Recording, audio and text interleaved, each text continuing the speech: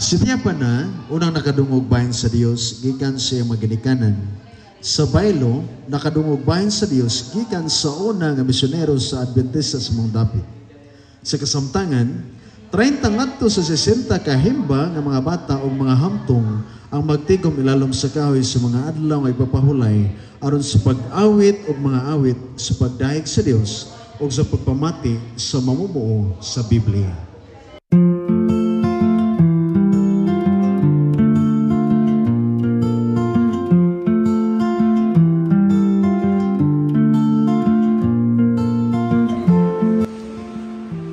Mga igsuon, kung akong mga minahal nga mga asawa, ang akong mga apong mga anak, lisod kayang atong kahimtang.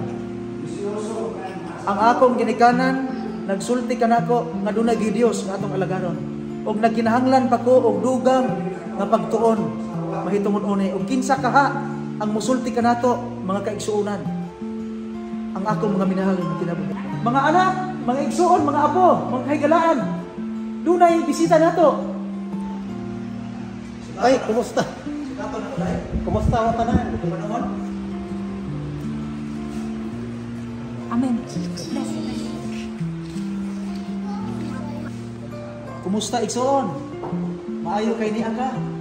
Nangayo na igdugang pagtuon, hitungod sa pulong sa Ginoo. Kay nakanog man puso ako mga ginikanan bago pa kong batanon pa ko nga duna gyud Dios. Unang manginaot mi nga imo migsultihan karon. Ug andam is pagpaminaw. Mga kaigsunan ako diha sa ni Cristo, no? Diri sa lugar sa Himba, no? Himba.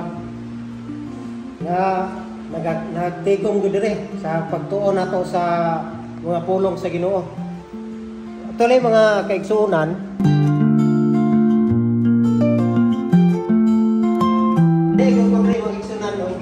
ipadalagyo ko diri sa Ginoo igsunan aron kamong tanan masayon sa mga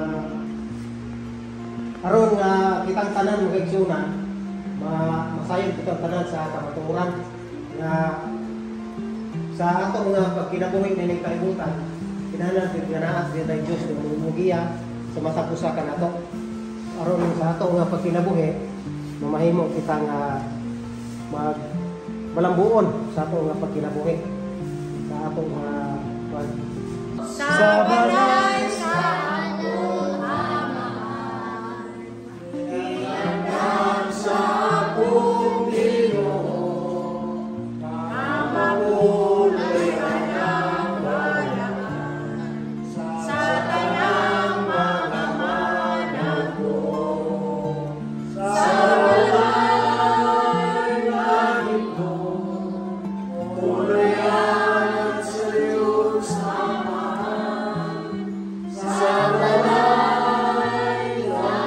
Sama nga ang panalangin sa imong halad gibati gihapon sa barangay. Ang imong kontribusyon sa mga proyekto niini nga ika-13 nga Sabado makahimo usab. Uban sa panalangin sa Dios, makahatag usab og dugay nga epekto sa Namibia ug sa gawas niini. Salamat sa pagplano ug usa ka madagayawong halad sa ika-13 nga Sabado.